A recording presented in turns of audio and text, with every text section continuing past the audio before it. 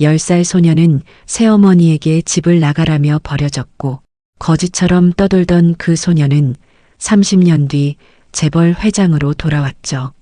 30년 동안 숨겨져 있던 비밀들이 드러나며 모든 것이 흔들리기 시작했습니다. 구독 버튼을 눌러주세요. 금빛 행운과 함께 감동적인 이야기를 들려드릴게요. 사연 시작합니다. 늦가을 어느 날 오후 10살 민호의 작은 세상이 무너져 내렸습니다. 이제 그만해 이 집에서 나가. 새어머니의 차가운 목소리가 거실에 울려 퍼졌어요. 민호는 책가방을 든 채 얼어붙은 듯 서 있었습니다. 학교에서 돌아와 평소처럼 다녀왔습니다. 인사를 했을 뿐인데 갑자기 이런 말을 듣게 될 줄은 꿈에도 몰랐거든요. 새어머니는 35살의 야윈 여성이었어요. 아버지와 재혼한 지 2년이 지났지만 민호와는 여전히 어색한 사이였습니다. 그녀에게는 7살 아들 준수가 있었고 그 아이만이 그녀의 전부였어요. 새어머니, 제가 뭘 잘못했나요? 민호의 목소리는 떨렸어요.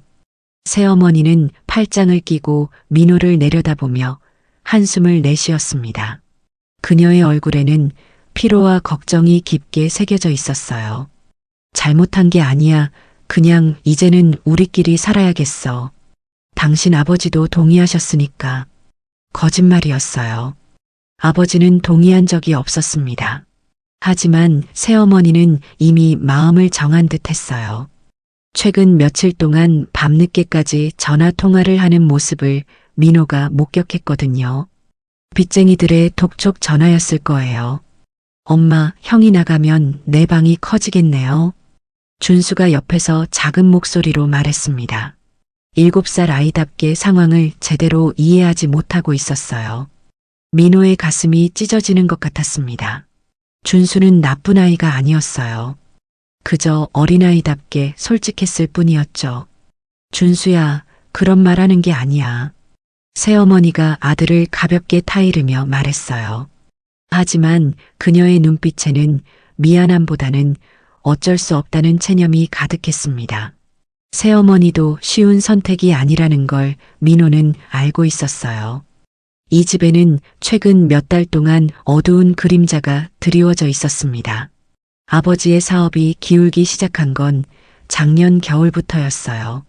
작은 철물점을 운영하시던 아버지는 거래처 사장에게 사기를 당하셨고 그 여파로 큰 빚을 지게 되셨거든요. 처음에는 새어머니도 아버지를 위로하고 격려했어요. 하지만 빚이 눈덩이처럼 불어나고 독촉이 심해지면서 새어머니의 얼굴에서도 웃음이 사라졌습니다. 특히 지난주에는 빚쟁이들이 집까지 찾아와서 소란을 피웠어요. 민호는 그날 밤 새어머니와 아버지가 나누는 대화를 들었습니다. 여보, 이렇게 계속 갈 수는 없어요. 준수 생각이라도 해봐요. 조금만 더 기다려줘. 내가 어떻게든 해결할게. 언제까지요? 이미 2년째 같은 말만 하고 계시잖아요. 새어머니의 목소리에는 절망이 섞여 있었어요. 그녀 역시 힘든 상황이었던 거죠. 민호는 아버지를 찾아갔습니다. 아버지는 작은 방에서 낡은 신문을 보고 계셨어요. 하지만 신문을 읽고 계신 게 아니라 그냥 멍하니 바라보고 계셨습니다. 아버지, 새어머니가 저보고 나가라고 해요. 아버지는 신문을 내려놓으시고 깊은 한숨을 내쉬셨어요. 50살을 넘긴 아버지는 최근 몇 달 사이에 부쩍 늙어 보이셨습니다. 머리에는 흰머리가 늘었고 어깨도 많이 구부정해졌어요. 민호야. 아버지의 목소리는 힘이 없었어요. 한때는 민호에게 든든한 버팀목이었던 아버지가 이제는 작고 초라해 보였습니다. 아버지, 제가 정말 나가야 하나요? 저도 아르바이트 같은 걸 해서 돈을 벌 수 있어요. 10살 아이의 순진한 생각이었어요. 하지만 민호는 진심이었습니다. 이 집에서 쫓겨나고 싶지 않았거든요. 민호야, 아버지가 너를 지켜주지 못해서 미안하다. 아버지의 목소리가 떨렸어요. 민호는 아버지가 우시는 모습을 처음 봤습니다. 강하다고 생각했던 아버지가 이렇게 무너져 내리는 모습을 보니 민호도 가슴이 먹먹해졌어요. 새어머니가 방으로 들어왔습니다. 손에는 낡은 여행 가방 하나를 들고 있었어요. 민호가 소풍 갈 때 쓰던 작은 가방이었습니다. 옷 몇 벌 넣어뒀어. 그리고 용돈도 조금. 가방을 민호 앞에 놓으며 말했어요. 새어머니의 손이 살짝 떨리고 있다는 걸 민호가 눈치챘습니다. 그녀도 마음이 편하지 않다는 증거였어요. 새어머니, 저 정말 어디로 가야 하나요? 친척도 없는데. 민호의 외할머니는 민호가 5살 때 돌아가셨고 다른 친척들과는 연락이 끊어진 상태였어요. 아버지 쪽 친척들도 빚 문제 때문에 피하고 있는 상황이었습니다. 그건 알아서 해야지. 10살이면 충분히 혼자 살 수 있어. 새어머니의 말은 냉정했어요. 하지만 그녀의 눈가에는 눈물이 맺혀 있었습니다. 그녀도 쉬운 결정은 아니었을 거예요. 자신의 아이를 지키기 위해서는 다른 아이를 포기해야 했거든요. 새어머니도 힘드시죠? 민호가 조용히 물었어요. 새어머니는 잠시 말을 잃었습니다. 10살 아이의 입에서 나온 말이라고는 믿기 어려울 정도로 성숙한 질문이었거든요. 민호야, 새어머니가 나쁜 사람인 걸 알고 있지? 아니에요. 새어머니도 준수를 지켜야 하잖아요. 민호의 대답에 새어머니는 고개를 돌려버렸어요. 더 이상 민호의 얼굴을 볼 수 없었거든요. 해가 지기 시작했어요. 늦가을의 해는 유독 빨리 지는 것 같았습니다. 민호는 더 이상 미룰 수 없다는 걸 깨달았어요. 가방을 들고 일어서려는데 아버지가 민호의 손목을 잡으셨습니다. 잠깐만. 아버지는 손목에 차고 계시던 낡은 시계를 풀어 민호에게 건네셨어요. 은빛이 바랜 시계였지만 아버지가 20대 때부터 차고 다니시던 소중한 물건이었습니다. 결혼할 때 할아버지께서 물려주신 거였어요. 민호야, 이걸 가져가거라. 아버지, 이건 할아버지께서 주신 시계인데 이제 너의 시계다. 이 시계가 너를 지켜줄 거야. 아버지는 민호의 손목에 시계를 채워주셨어요. 민호의 가는 손목에는 시계가 너무 컸지만 왠지 든든한 기분이 들었습니다. 그리고 민호야, 아버지가 마지막으로 당부하는 말이다. 아버지는 민호의 어깨에 두 손을 올리시며 말씀하셨어요. 살아남아라. 반드시 살아남아서 훌륭한 사람이 되거라. 그리고 언젠가는 아버지의 말이 끝까지 이어지지 못했어요. 목이 메어서 더 이상 말을 할 수 없으셨거든요. 민호는 아버지의 말을 이해했어요. 언젠가는 당당하게 돌아오라는 뜻이었을 거예요. 민호는 고개를 끄덕이며 대답했습니다. 네, 아버지. 저 꼭 다시 올게요. 그때는 아무도 저를 무시할 수 없을 만큼 강해져서요. 그래, 민호야. 아버지가 기다리고 있을게. 하지만 그 약속은 지켜질 수 없었어요. 민호가 집을 떠난 지 3달 뒤 아버지는 갑작스러운 심장마비로 세상을 떠나셨거든요. 스트레스와 과로가 원인이었습니다. 민호가 그 소식을 알게 된 건 훨씬 나중의 일이었어요. 민호는 작은 가방 하나만 들고 집을 나섰습니다. 늦가을 바람이 차갑게 볼을 스쳤어요. 뒤돌아보니 새어머니와 준수가 창문 너머로 자신을 내려다보고 있었습니다. 준수는 작은 손을 흔들었어요. 민호도 손을 흔들어 주었습니다. 화가 나지 않았어요. 준수는 잘못이 없었거든요. 그저 상황이 이렇게 된 거였죠. 새어머니는 창문에 이마를 기대고 서 있었어요. 그녀의 어깨가 작게 떨리고 있다는 걸 민호가 알아챘습니다. 아마도 울고 있는 거겠죠. 길가에 서서 민호는 아버지의 시계를 다시 한번 들여다봤어요. 시침과 분침이 여전히 정확하게 움직이고 있었습니다. 오후 5시 30분을 가리키고 있었어요. 거리에는 퇴근하는 사람들로 붐비기 시작했어요. 모두들 따뜻한 집으로 돌아갈 곳이 있는 사람들이었죠. 아이들을 데리러 가는 엄마들, 손을 잡고 걸어가는 부부들, 학원 가방을 맨 학생들까지. 민호만 혼자서 차가운 바람 속을 걷고 있었습니다. 하지만 민호는 울지 않았어요. 대신 아버지의 시계를 꼭 쥐고 걸음을 재촉했습니다. 살아남아라. 아버지의 마지막 말이 귓가에 맴돌았어요. 민호는 그 말을 가슴에 새기며 계속 걸었습니다.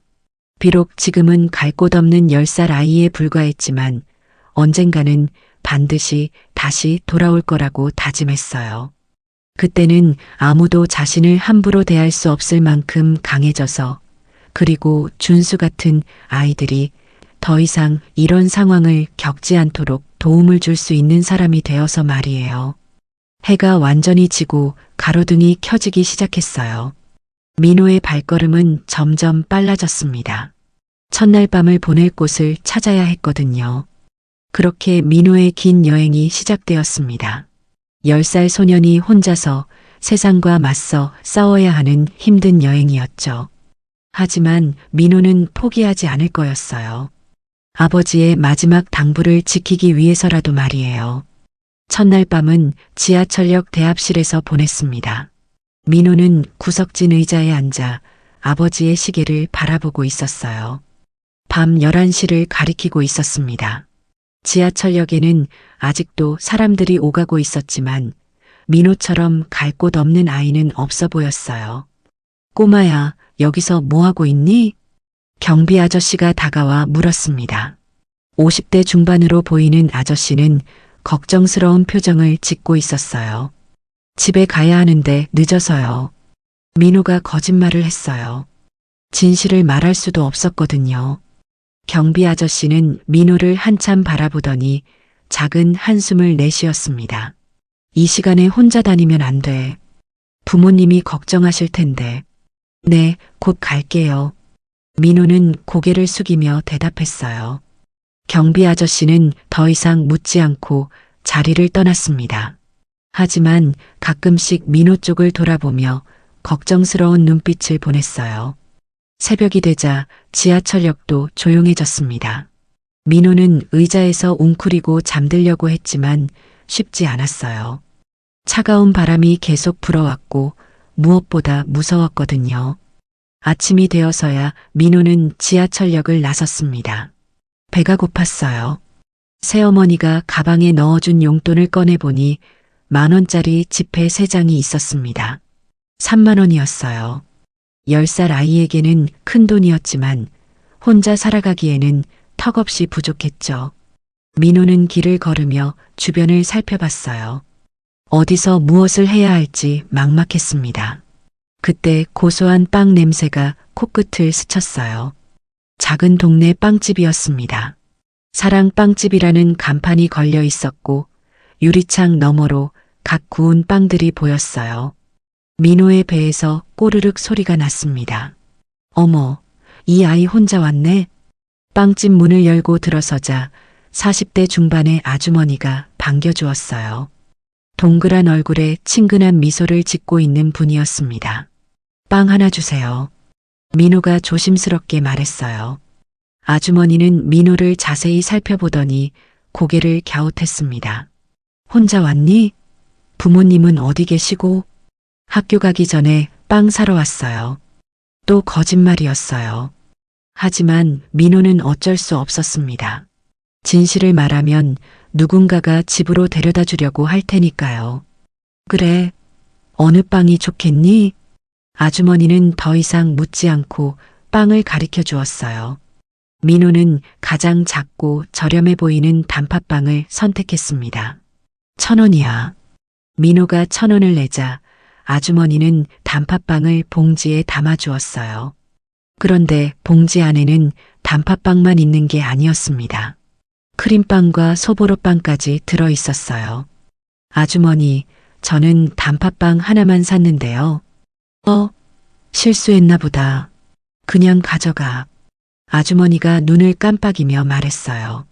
하지만 민호는 알았습니다. 실수가 아니라 일부러 더 넣어준 거라는 걸 말이에요.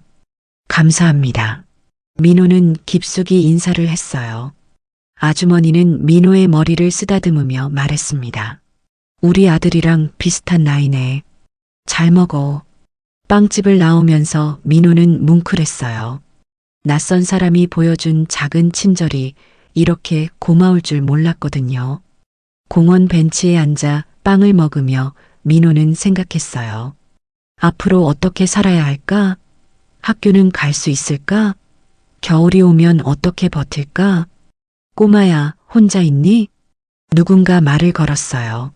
민호가 고개를 들어보니 70살 정도 되어 보이는 할아버지가 서 계셨습니다. 등이 조금 굽었지만 눈빛은 따뜻했어요. 네. 민호가 대답하자 할아버지는 민호 옆에 앉으셨어요. 손에는 따뜻한 호빵 하나를 들고 계셨습니다. 배고프겠구나. 이거 먹어. 할아버지가 호빵을 민호에게 건네주셨어요. 민호는 사양하려 했지만 할아버지의 따뜻한 눈빛을 보니 거절할 수가 없었습니다. 감사합니다. 민호가 호빵을 받자 할아버지는 만족스러운 표정을 지으셨어요. 그리고 잠시 하늘을 바라보시더니 조용히 말씀하셨습니다. 꼬마야, 인생이 힘들지? 민호는 깜짝 놀랐어요. 할아버지가 자신의 상황을 어떻게 아신 걸까요? 괜찮아요. 괜찮을 리 없어. 이 할아버지도 젊었을 때 많이 힘들었거든. 할아버지의 목소리에는 깊은 경험이 담겨 있었어요. 민호는 할아버지의 말에 귀를 기울였습니다. 할아버지도 어려우셨어요? 그럼 전쟁통에 부모님을 잃고 혼자 살아야 했으니까. 그때는 정말 힘들었지. 할아버지는 먼 산을 바라보며 회상에 잠기셨어요. 민호는 할아버지와 자신이 비슷한 처지였다는 걸 알고 위로가 되었습니다.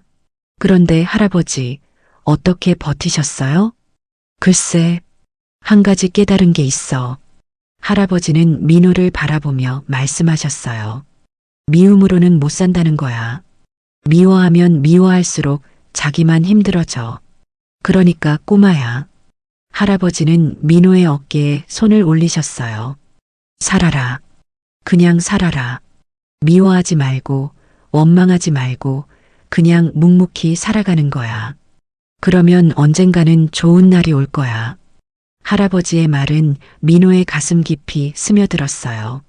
특히 미움으로는 못 산다는 말이 강하게 와 닿았습니다. 할아버지, 저도 그럴 수 있을까요? 물론이지. 꼬마는 눈빛이 착해. 분명히 잘 살 수 있을 거야. 할아버지는 민호의 머리를 쓰다듬어 주셨어요. 그 손길이 아버지와 닮아 있어서 민호는 괜히 눈물이 날 것 같았습니다.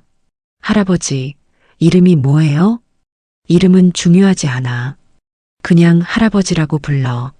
할아버지는 일어서면서 말씀하셨어요. 꼬마야, 힘들 때마다 할아버지 말 생각해. 미움으로는 못 산다고. 그리고 할아버지는 잠시 머뭇거리시더니 주머니에서 작은 봉투를 꺼내셨어요. 안에는 10,000원짜리 지폐 2장이 들어 있었습니다. 이건 할아버지가 젊었을 때 누군가가 도와준 돈이야. 이제 너에게 전해주는 거지. 할아버지, 이건 받을 수 없어요. 받아야 해. 그리고 나중에 너도 힘든 사람을 만나면 도와주는 거야. 그게 이 돈의 역할이거든. 할아버지는 돈을 민호의 손에 꼭 쥐어주셨어요. 그리고 천천히 걸어가시기 시작했습니다. 할아버지, 민호가 불렀지만 할아버지는 돌아보지 않으셨어요. 다만 손을 흔들어 주셨을 뿐이었습니다. 민호는 할아버지가 사라질 때까지 바라보고 있었어요. 그리고 할아버지의 말을 되새겼습니다. 미움으로는 못 산다. 그 말이 계속 머릿속에 맴돌았어요. 며칠이 지났습니다. 민호는 공원에서 잠을 자고 공중화장실에서 세면을 했어요. 빵집 아주머니는 민호가 올 때마다 따뜻하게 맞아주었고 항상 빵을 하나씩 더 넣어주었습니다. 얘야, 정말 집이 어디니? 아주머니가 걱정스러운 목소리로 물었어요. 민호의 옷이 며칠째 같은 것이라는 걸 눈치챈 거였죠. 집이 멀어요. 민호는 여전히 진실을 말할 수 없었어요. 아주머니는 민호를 한참 바라보더니 말했습니다. 그래. 하지만 언제든지 도움이 필요하면 여기로 와. 알겠지? 네, 감사합니다. 민호는 아주머니의 친절에 고마워했어요. 하지만 언제까지 이렇게 의존할 수는 없다는 걸 알고 있었습니다. 일주일이 지나면서 민호는 거리 생활에 조금씩 적응해 갔어요. 어떤 곳에서 잠을 자야 안전한지, 어디서 공짜로 밥을 얻을 수 있는지 알게 되었습니다. 하지만 가장 큰 변화는 마음가짐이었어요.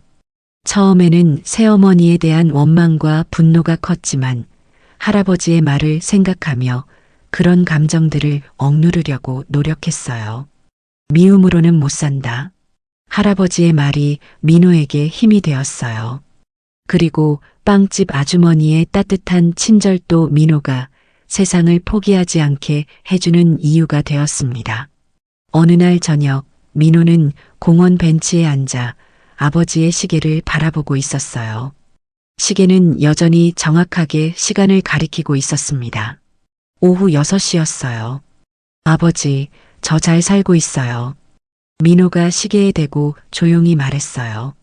할아버지가 좋은 말씀을 해주셨어요. 미움으로는 못 산다고요.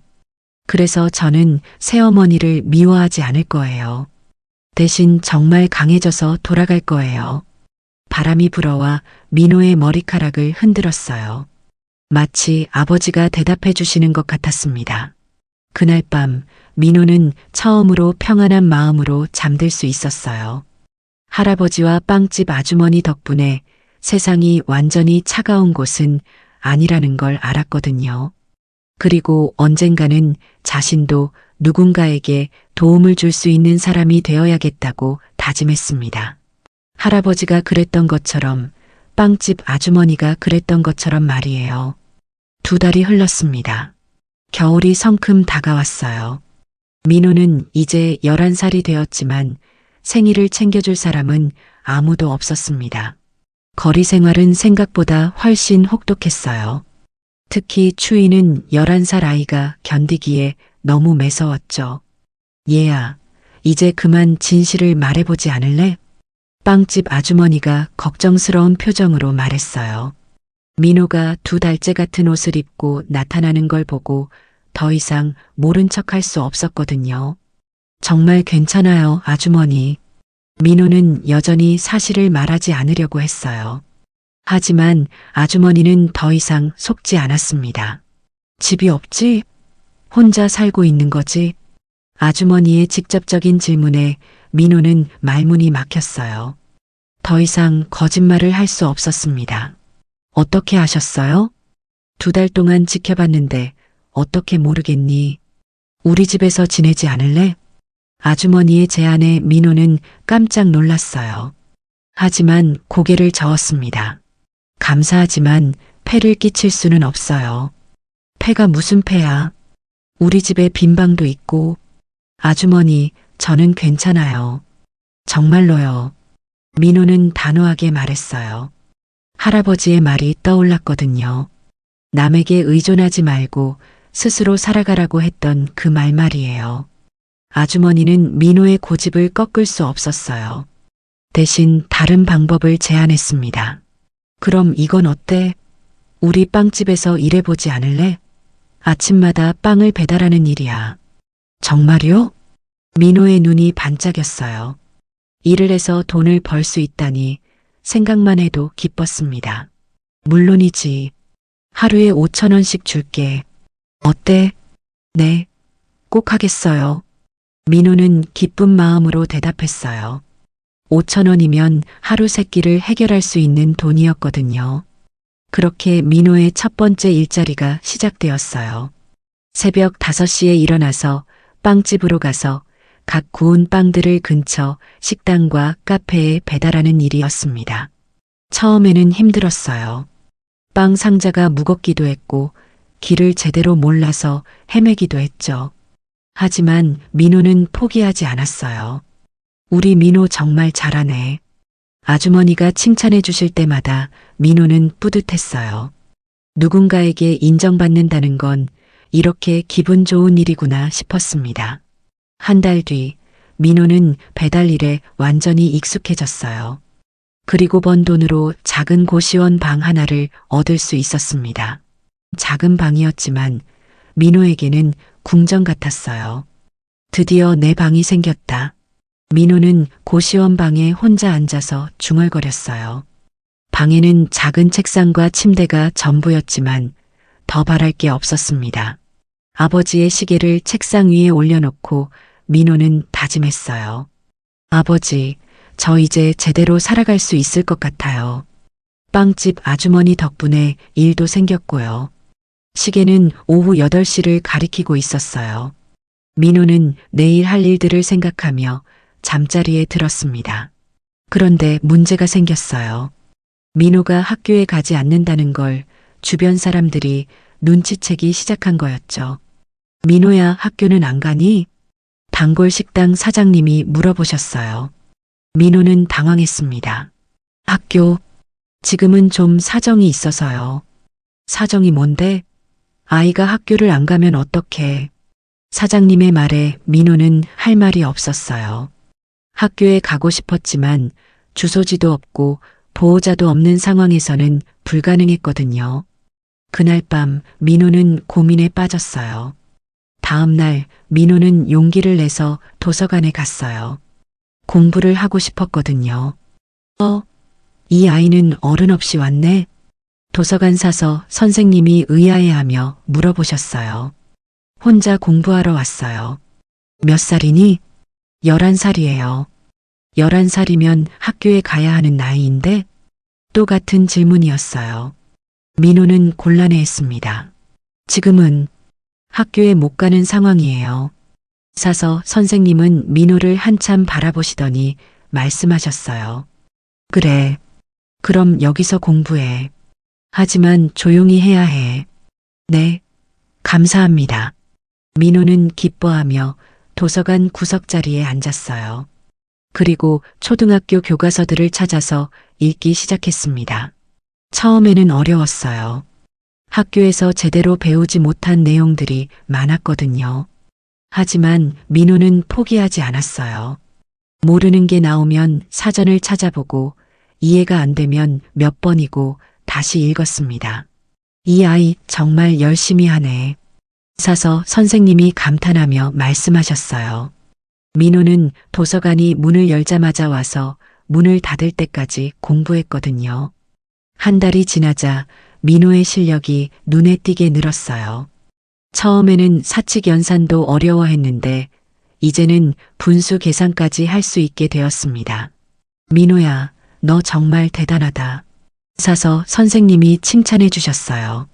선생님, 저도 나중에 대학교에 갈 수 있을까요? 민호가 조심스럽게 물어보자 선생님은 웃으며 대답하셨어요. 물론이지. 이렇게 열심히 하면 못할 게 없어. 선생님의 말에 민호는 큰 용기를 얻었어요. 그리고 더욱 열심히 공부하기로 다짐했습니다. 그렇게 1년이 지났어요. 민호는 이제 12살이 되었습니다. 빵 배달 일도 익숙해졌고 공부도 꾸준히 하고 있었어요. 무엇보다 할아버지의 말대로 살려고 노력했습니다. 누구를 원망하지도 않고 그냥 묵묵히 자신의 길을 걸어가고 있었죠. 어느 날 민호에게 큰 기회가 찾아왔어요. 민호야, 너 일 하나 더 할 수 있겠니? 빵집 아주머니가 물어보셨어요. 무슨 일이에요? 내 친구가 작은 식당을 하는데 거기서 설거지하는 아이가 필요하대. 하루에 10,000원 준다는데 어때? 정말요? 꼭 하고 싶어요. 민호는 기뻐했어요. 빵 배달과 설거지를 합치면 하루에 15,000원을 벌 수 있었거든요. 하지만 일이 2배로 늘어나자 힘들어졌어요. 새벽 5시에 일어나서 빵 배달을 하고 오후에는 식당에서 설거지를 하고 저녁에는 도서관에서 공부를 했습니다. 몸은 힘들었지만 민호는 행복했어요. 자신의 힘으로 살아가고 있다는 뿌듯함이 있었거든요. 그런데 운명은 또 다른 시련을 준비하고 있었어요. 민호야, 미안한데 일을 그만둬야겠어. 어느 날 갑자기 식당 사장님이 말씀하셨어요. 왜요? 제가 뭘 잘못했나요? 잘못한 건 아니야. 그런데 장사가 안 돼서 문을 닫아야겠어. 민호는 충격을 받았어요. 갑자기 수입의 절반을 잃게 된 거였죠. 더 큰 문제는 그 다음에 일어났어요. 민호야, 너 정말 미안해. 빵집 아주머니가 울먹이며 말씀하셨어요. 무슨 일이에요, 아주머니? 우리도 빵집을 정리해야겠어. 임대료를 못 내겠더라. 민호는 멍해졌어요. 그동안 자신을 도와준 두 일자리가 모두 사라지게 된 거였습니다. 아주머니, 그럼 저는 미안해, 민호야. 정말 미안해. 아주머니는 눈물을 흘리며 민호를 안아주셨어요. 민호도 눈물이 났지만 참았습니다. 이런 상황에서 울면 안 된다고 생각했거든요. 그날 밤 민호는 고시원 방에 혼자 앉아 있었어요. 아버지의 시계를 바라보며 중얼거렸습니다. 아버지, 저 어떻게 해야 할까요? 시계는 여전히 똑똑히 시간을 가리키고 있었어요. 밤 10시였습니다. 민호는 할아버지의 말을 떠올렸어요. 미움으로는 못 산다. 그냥 살아라.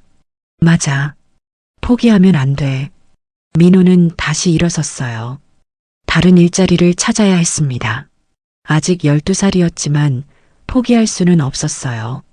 다음 날부터 민호는 일자리를 찾아 헤맸어요.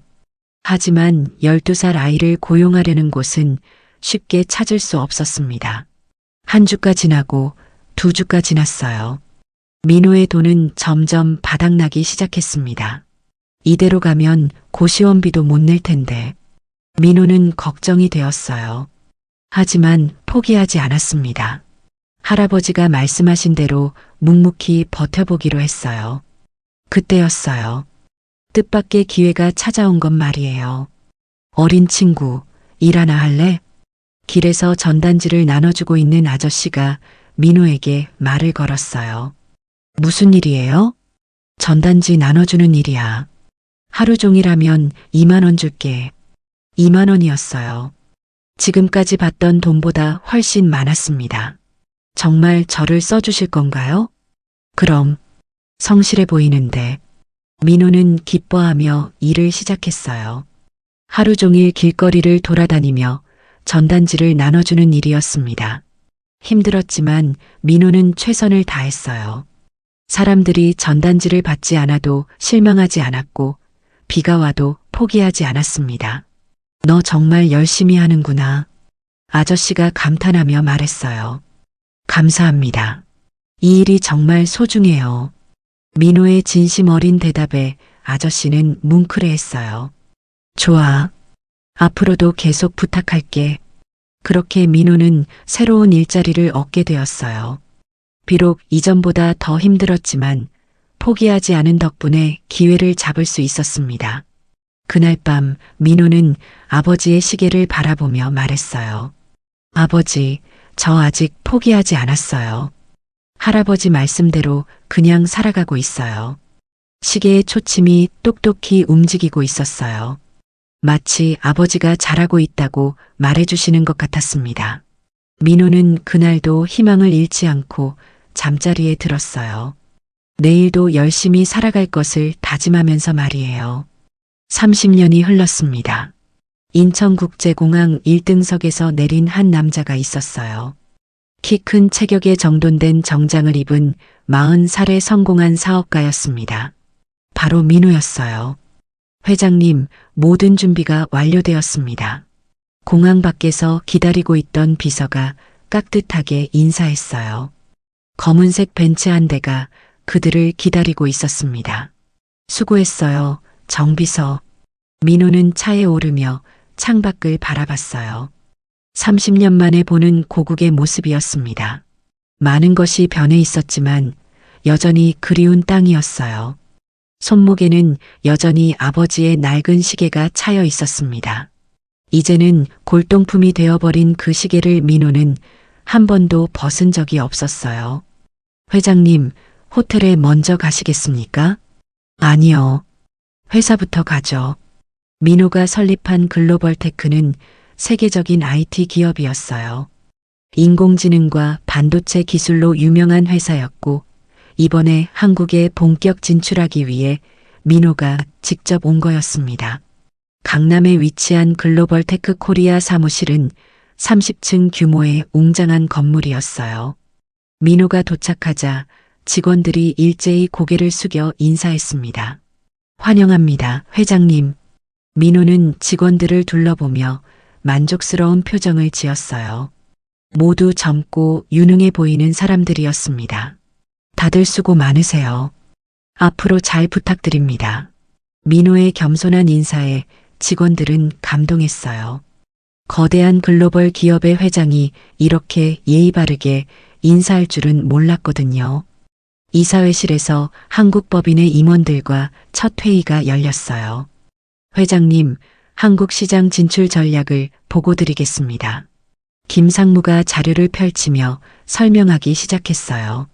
하지만 민호의 관심을 끈 건 다른 곳에 있었습니다. 이사회 멤버 명단에서 낯익은 이름 하나를 발견한 거였어요.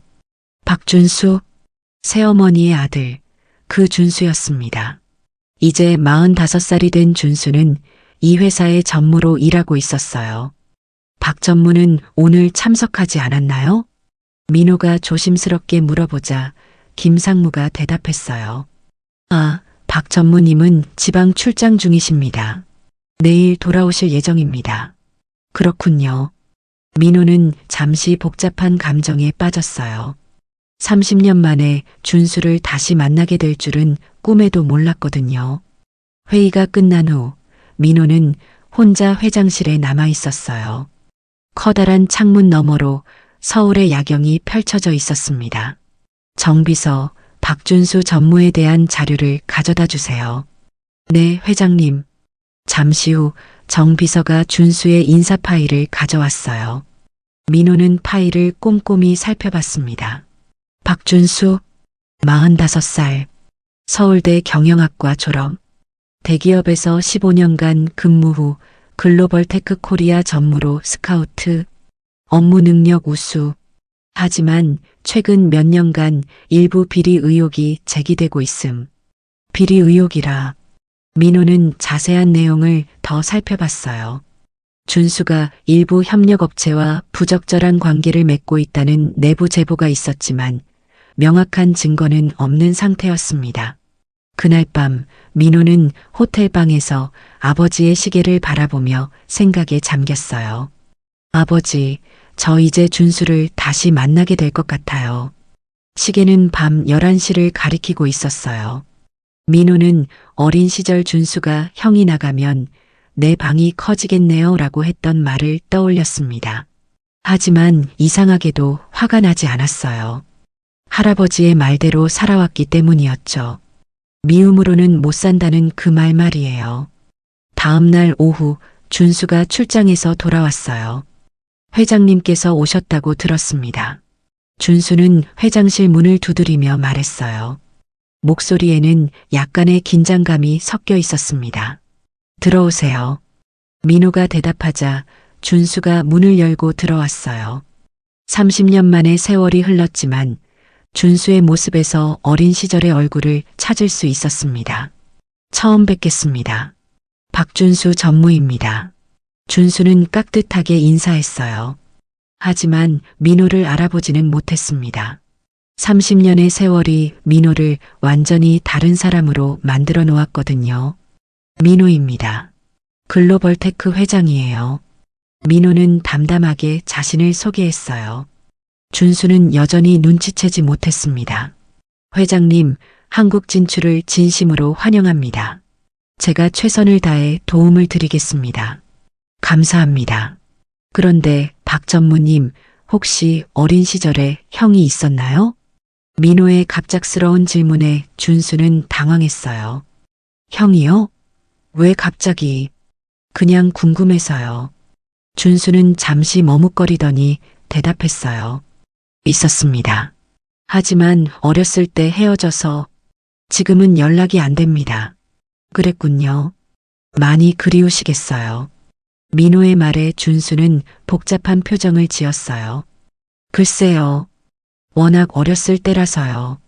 준수의 태도에서 민호는 그가 과거를 대수롭지 않게 생각하고 있다는 걸 알 수 있었어요. 하지만 실망하지 않았습니다. 예상했던 반응이었거든요. 그럼 업무 얘기를 해볼까요? 민호는 화제를 돌렸어요. 준수는 안도하는 표정으로 업무 자료를 펼쳤습니다. 회장님, 저희가 추진하고 있는 프로젝트들을 소개해 드리겠습니다. 준수의 설명을 들으면서 민호는 그의 능력을 평가했어요. 확실히 우수한 인재였습니다. 하지만 몇 가지 수상한 부분도 있었어요. 이 계약건은 어떻게 성사된 건가요? 민호가 특정 협력업체 계약서를 가리키며 물어보자 준수는 잠시 당황했어요. 그건 제가 직접 협상해서 따낸 계약입니다. 계약 조건이 우리에게 불리해 보이는데요. 그렇게 보일 수도 있지만 장기적으로는 이익입니다. 준수의 대답은 설득력이 부족했어요. 민호는 내심 의심을 품었지만 겉으로는 드러내지 않았습니다. 회의가 끝나고 준수가 나간 후 민호는 정 비서를 불렀어요. 박 전무의 최근 업무들을 더 자세히 조사해 보세요. 특히 협력업체 관련해서요. 네, 회장님. 혹시 특별한 이유가 있으신가요? 그냥 확인해 보고 싶어서요. 민호는 구체적인 이유를 말하지 않았어요. 아직은 추측일 뿐이었거든요. 그날 저녁 민호는 혼자 서울 시내를 걸어 다녔어요. 어린 시절 살던 동네를 찾아가고 싶었지만 용기가 나지 않았습니다. 대신 도서관에 들렀어요. 어린 시절 공부하던 그 도서관 말이에요. 다행히 아직 그 자리에 그대로 있었습니다. 안녕하세요. 민호가 들어서자 나이 든 사서가 반겨주었어요. 그분은 민호를 알아보지 못했지만 민호는 기억하고 있었습니다. 도서관 구석자리에 앉아 민호는 어린 시절을 떠올렸어요. 이 자리에서 혼자 공부하던 그때가 생각났습니다. 선생님, 혹시 예전에 여기서 공부하던 아이들 기억나세요? 민호가 조심스럽게 물어보자 사서는 웃으며 대답했어요. 그럼요. 특히 기억나는 아이가 하나 있어요. 10살인가 11살 때부터 혼자 와서 열심히 공부하던 아이가 있었어요. 어떤 아이였는데요? 참 기특한 아이였죠. 어른 도움 없이 혼자서 모든 걸 해냈어요. 지금쯤 어떻게 살고 있을까 가끔 궁금해요. 민호는 가슴이 뭉클해졌어요. 자신을 기억해주는 사람이 있다는 게 고마웠습니다. 분명 잘 살고 있을 거예요. 그러길 바라죠. 그 아이만큼 열심히 사는 아이는 처음 봤거든요. 민호는 조용히 미소 지었어요. 그리고 몰래 도서관 기부함에 큰 돈을 넣고 나왔습니다. 호텔로 돌아가는 길에 민호는 다짐했어요. 준수가 정말 비리를 저질렀다면 가족이라도 용서할 수 없다고 말이에요. 하지만 그 전에 정확한 사실을 확인해야 했습니다. 내일부터 본격적으로 조사를 시작해야겠어. 민호는 아버지의 시계를 보며 중얼거렸어요. 밤 10시 30분이었습니다. 30년 만의 재회가 어떤 결과를 가져올지 민호도 예측할 수 없었어요. 하지만 한 가지는 확실했습니다. 이번에는 누구도 자신을 함부로 대할 수 없다는 것 말이에요. 그리고 만약 준수가 정말 잘못을 저질렀다면 그것을 바로잡는 것이 자신의 의무라고 생각했습니다. 개인적인 감정 때문이 아니라 정의를 위해서 말이에요. 일주일이 지났습니다. 민호는 회사 업무에 집중하면서도 준수의 행동을 주의 깊게 관찰했어요. 회장님, 오늘 오후에 지역 상공회의소 모임이 있습니다. 정 비서가 일정을 알려주었어요. 어떤 모임인가요? 지역 경제 활성화를 위한 간담회입니다. 주요 기업 임원들이 참석합니다. 민호는 고개를 끄덕였어요. 한국 사회에 적응하기 위해서는 이런 모임에도 참석해야 했거든요. 오후 3시 강남의 한 호텔에서 모임이 열렸어요. 민호가 도착하자 많은 사람들이 관심을 보였습니다. 글로벌테크의 회장이라는 타이틀은 그만큼 큰 주목을 받았거든요. 안녕하십니까? 처음 뵙겠습니다. 여러 사람들이 민호에게 인사를 건넸어요. 민호는 정중하게 응답하며 사람들과 인사를 나눴습니다. 그때였어요. 멀리서 익숙한 목소리가 들려왔습니다. 준수야, 여기 있었구나. 민호는 그 목소리에 몸이 굳어버렸어요. 30년 전에 들었던 그 목소리였거든요. 새어머니였습니다. 이제 65살이 된 새어머니는 많이 늙어 있었어요. 머리는 완전히 하얘졌고 얼굴에는 깊은 주름이 패여 있었습니다. 하지만 목소리만은 예전 그대로였어요. 어머니, 왜 여기까지 오셨어요? 준수가 당황하며 말했어요. 새어머니는 평소보다 화려하게 차려입고 있었지만 어딘지 어색해 보였습니다. 아들이 큰 회사 전무라는데 어머니가 와서 인사드리면 안 되나? 새어머니의 말에 준수는 곤란해했어요. 주변 사람들이 지켜보고 있었거든요. 민호는 멀리서 그 모습을 지켜봤어요. 새어머니는 생활이 어려워 보였습니다. 옷차림이나 표정에서 그런 느낌이 들었어요. 준수 전무님, 어머님이신가요? 다른 임원이 물어보자 준수는 어쩔 수 없이 대답했어요. 네, 그렇습니다. 어머님께도 인사드려야겠네요. 임원들이 새어머니에게 인사를 하기 시작했어요. 새어머니는 어색하면서도 기뻐하는 표정을 지었습니다. 민호는 그 모습을 보며 복잡한 감정에 빠졌어요. 한때는 자신을 쫓아낸 사람이었지만 지금은 그저 늙고 힘든 할머니로 보였거든요. 글로벌테크 회장님도 소개해드릴게요. 준수가 민호 쪽으로 다가왔어요. 민호는 마음을 가다듬고 새어머니와 마주했습니다. 어머님, 이분이 저희 회사 회장님이신 민호 회장님입니다. 새어머니는 민호를 바라봤어요. 30년의 세월이 흘렀지만 잠시 이상한 표정을 지었습니다. 뭔가 익숙한 느낌이 든다는 표정이었어요. 처음 뵙겠습니다. 민호가 정중하게 인사하자 새어머니도 어색하게 인사했어요. 네, 안녕하세요. 우리 준수가 신세 많이 집니다. 아닙니다. 박 전무님이 능력이 뛰어나셔서 저희가 도움을 받고 있어요. 민호의 겸손한 말에 새어머니는 기뻐했어요. 아들이 인정받는다는 것이 자랑스러웠거든요. 회장님께서는 어디 출신이신가요? 새어머니가 갑자기 물어보자 민호는 잠시 망설였어요. 여러 곳에서 살았습니다. 그러세요? 혹시 어렸을 때 이 동네에서 사신 적은 없나요? 왠지 낯이 익는 것 같아서요. 새어머니의 말에 준수가 깜짝 놀랐어요. 어머니, 무슨 말씀을 그렇게... 아니야. 정말 어디서 본 것 같은데. 새어머니는 민호를 유심히 바라봤어요. 하지만 확신은 없어 보였습니다.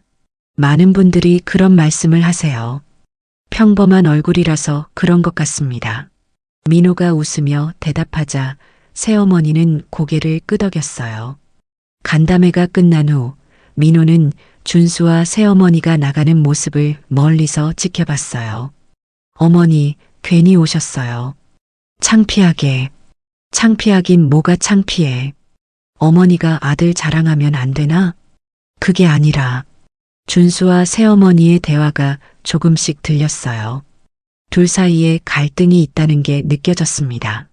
준수야, 어머니가 부탁이 있어. 또 무슨 부탁이에요? 준수의 목소리에 짜증이 섞여 있었어요.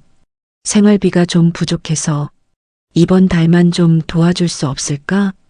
어머니, 지난달에도 드렸잖아요. 그게 벌써 다 떨어졌어. 병원비도 많이 나오고. 새어머니의 말에 준수는 한숨을 내쉬었어요. 알겠어요. 나중에 드릴게요. 고마워, 준수야. 역시 우리 아들이 최고야. 민호는 그 대화를 들으며 새어머니의 현재 상황을 짐작할 수 있었어요. 경제적으로 어려운 상황에 있다는 걸 말이에요. 그날 밤 민호는 사립탐정에게 연락을 했어요. 새어머니와 준수의 현재 상황을 자세히 조사해 주세요. 네, 회장님. 어느 정도까지 조사하면 될까요? 생활 상황, 경제 상태, 그리고 준수의 최근 행적까지 모든 걸 알고 싶어요. 알겠습니다. 이틀 후 탐정의 보고서가 도착했어요. 새어머니는 작은 원룸에서 혼자 살고 있었어요. 국민연금으로 겨우 생활하고 있었고 당뇨병 때문에 병원비 부담도 컸습니다. 준수가 매달 생활비를 보내주고 있지만 충분하지 않은 상태였어요. 준수는 강남의 고급 아파트에서 가족과 살고 있었어요. 부인과 고등학생 아들 하나가 있었습니다. 겉보기에는 성공한 중년 남성이었지만 최근 들어 돈 문제로 고민이 많아 보였어요. 그리고 가장 중요한 발견이 있었어요. 회장님, 박 전무의 비리 의혹이 사실인 것 같습니다. 정비서가 조사 결과를 보고했어요. 어떤 내용인가요? 협력업체 선정 과정에서 부정한 금품을 받은 정황이 있습니다. 그리고 그 돈을 개인적인 용도로 사용한 것 같고요. 민호는 자료를 꼼꼼히 살펴봤어요. 준수가 몇 개 업체로부터 상당한 금액의 뒷돈을 받았다는 증거들이 있었습니다. 이 돈을 어디에 썼는지 알 수 있나요? 대부분 개인 투자와 생활비로 사용한 것 같습니다. 그리고 일부는 어머님께 드린 것 같고요. 민호는 복잡한 심정이 되었어요. 준수가 비리를 저지른 건 분명 잘못이었지만 그 이유 중 하나가 새어머니 때문이라는 걸 알게 된 거였죠. 더 확실한 증거를 찾을 수 있을까요? 시간이 조금 더 필요하지만 가능할 것 같습니다. 그럼 계속 조사해 주세요. 하지만 조심스럽게 해야 해요. 며칠 후 민호는 우연을 가장해 새어머니가 사는 동네를 방문했어요. 작은 원룸촌이었는데 예전에 살던 동네와도 가까운 곳이었습니다. 어머, 이분은 마트에서 장을 보고 나오던 새어머니와 마주쳤어요. 새어머니는 민호를 알아봤습니다. 안녕하세요. 우연히 이 근처에 일이 있어서요. 그러세요? 이런 곳까지 무슨 일이? 새어머니는 자신이 이런 곳에 산다는 게 부끄러운 듯 어색해했어요. 동네 구경을 하고 있었어요. 어릴 때 추억이 있는 곳이라서요. 아, 그러셨구나. 그럼 차라도 한잔 하시겠어요? 새어머니가 조심스럽게 제안했어요. 민호는 고개를 끄덕였습니다. 근처 작은 카페에서 둘이 앉아 있었어요. 새어머니는 여전히 민호를 어디서 본 것 같다는 표정을 지었습니다. 회장님은 가족이 있으신가요? 아니요. 혼자 살고 있어요. 어머, 그러세요? 외로우시겠어요. 새어머니의 말에 민호는 씁쓸하게 웃었어요. 가족이 있었지만 어릴 때 헤어졌어요. 그랬군요. 저도 사연이 있어서. 새어머니는 잠시 망설이더니 말을 이었어요. 예전에 남편과 재혼했는데 그 남편에게 아들이 하나 있었어요. 정말 착한 아이였는데 민호의 가슴이 뛰기 시작했어요. 그 아이가 어떻게 됐나요? 제가 그 아이를 떠나보냈어요. 그때는 내 아이를 지켜야 한다는 생각밖에 없었거든요. 새어머니의 목소리가 떨렸어요. 지금 생각해보면 정말 잘못한 일이었어요. 그 아이는 아무 잘못이 없었는데 새어머니의 눈에 눈물이 맺혔어요. 30년이 지나서야 하는 후회였습니다. 그 아이를 찾아보셨나요? 어떻게 찾겠어요?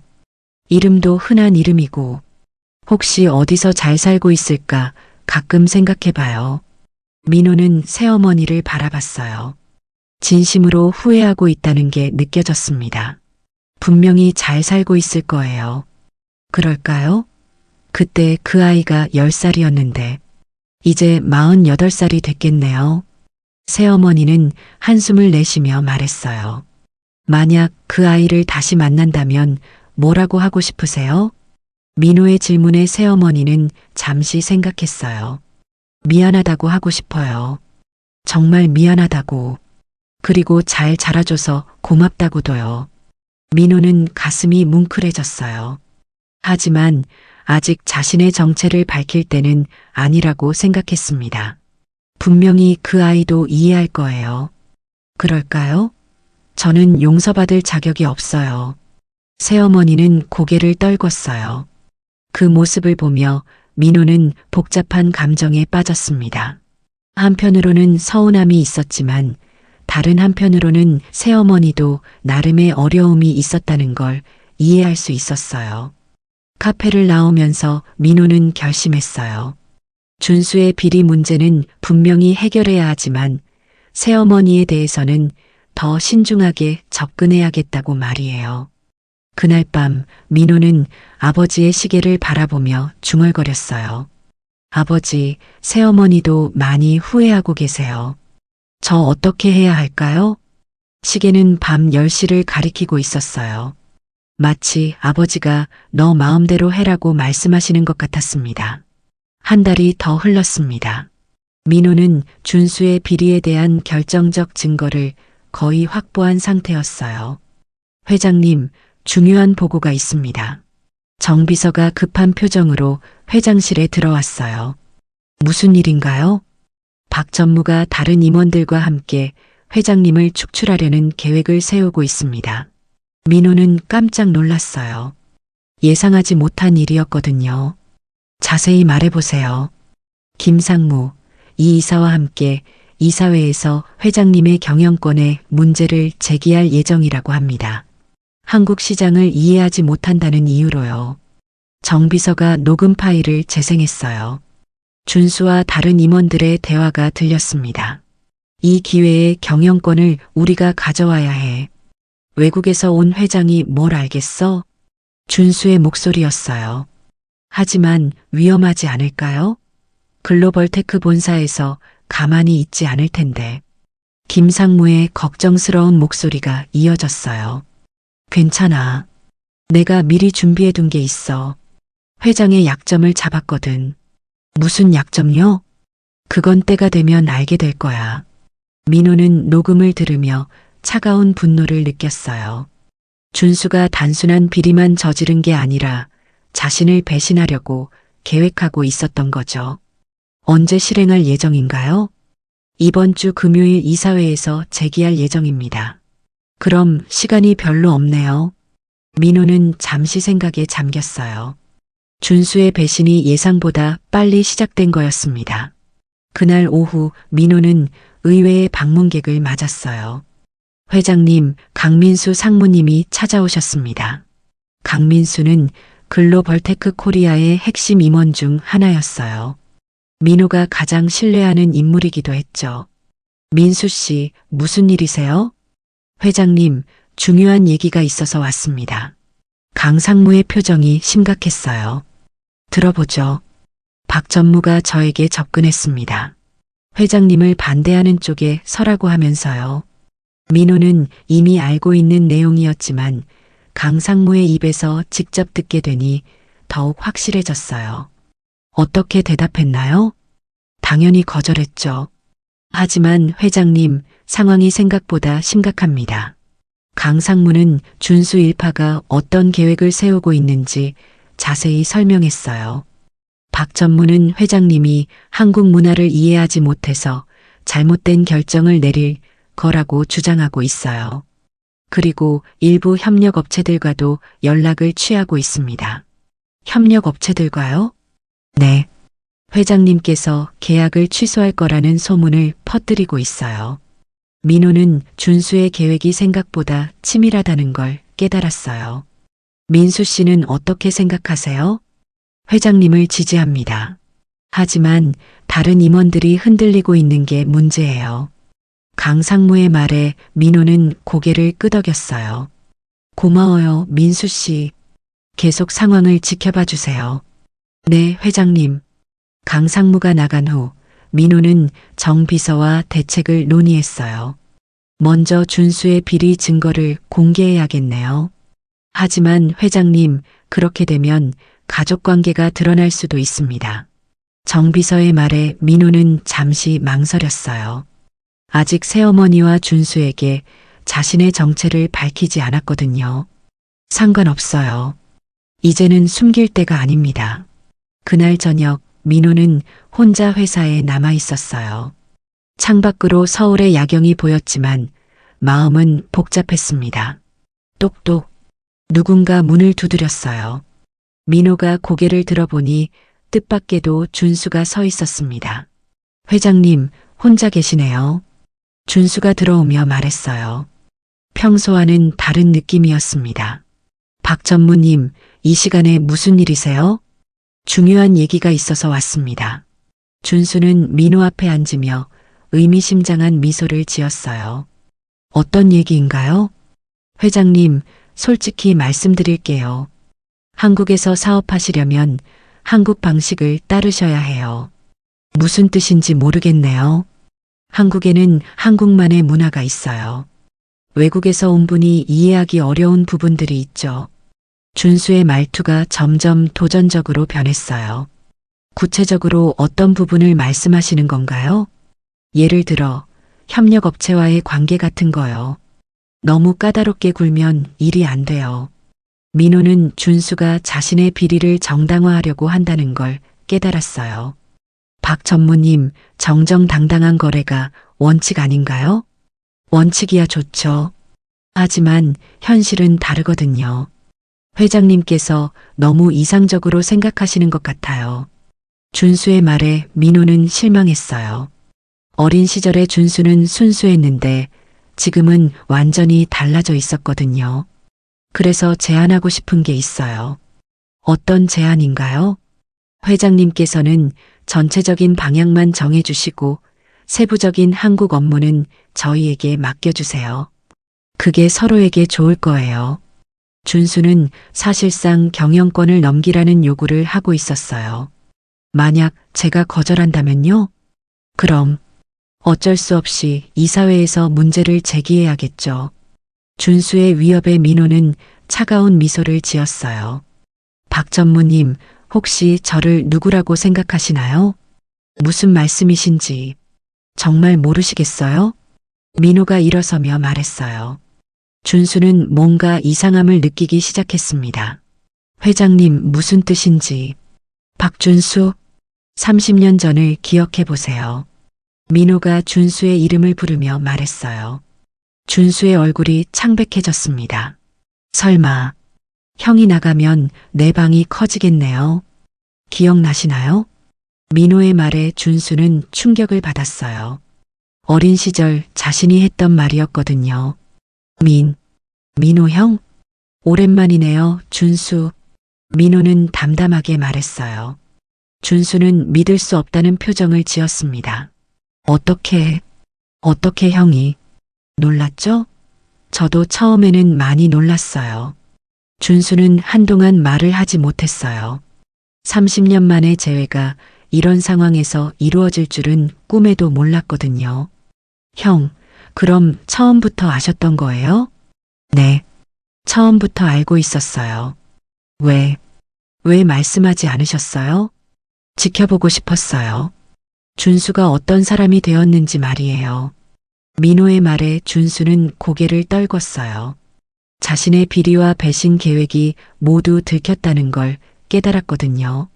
형, 저는 실망했어요, 준수. 민호의 차가운 목소리에 준수는 아무 말도 할 수 없었어요. 어린 시절에 순수했던 준수는 어디 갔나요? 지금의 당신은 제가 아는 준수가 아니에요. 형, 사정이 있었어요. 어머니 때문에. 새어머니를 핑계로 삼지 마세요. 잘못은 잘못이에요. 민호는 단호하게 말했어요. 그럼 어떻게 하실 건가요? 준수가 떨리는 목소리로 물어보자 민호는 잠시 생각했어요. 내일까지 시간을 드릴게요. 스스로 선택하세요. 무슨 선택요? 정직하게 자백하고 사과할 것인지 아니면 제가 모든 걸 폭로할 것인지. 민호의 최후 통첩에 준수는 절망했어요. 형, 제발. 우리는 더 이상 어린아이가 아니에요. 각자 자신의 선택에 책임져야 해요. 준수는 고개를 들 수 없었어요. 어린 시절 자신을 보호해주던 형 앞에서 이런 꼴이 될 줄은 몰랐거든요. 가보세요. 내일까지 답을 들려주세요. 민호의 말에 준수는 비틀거리며 회장실을 나갔어요. 혼자 남은 민호는 아버지의 시계를 바라봤어요. 밤 9시였습니다. 아버지, 제가 옳은 선택을 하고 있는 걸까요? 시계는 여전히 똑똑히 시간을 가리키고 있었어요. 민호는 할아버지의 말을 떠올렸습니다. 미움으로는 못 산다. 하지만 이건 미움이 아니었어요. 정이었습니다. 잘못된 것을 바로잡는 것이었죠. 그날 밤 민호는 새어머니에게도 진실을 말해야 할 때가 왔다고 생각했어요. 더 이상 숨길 수는 없었거든요. 그날 밤 민호는 잠들 수 없었어요.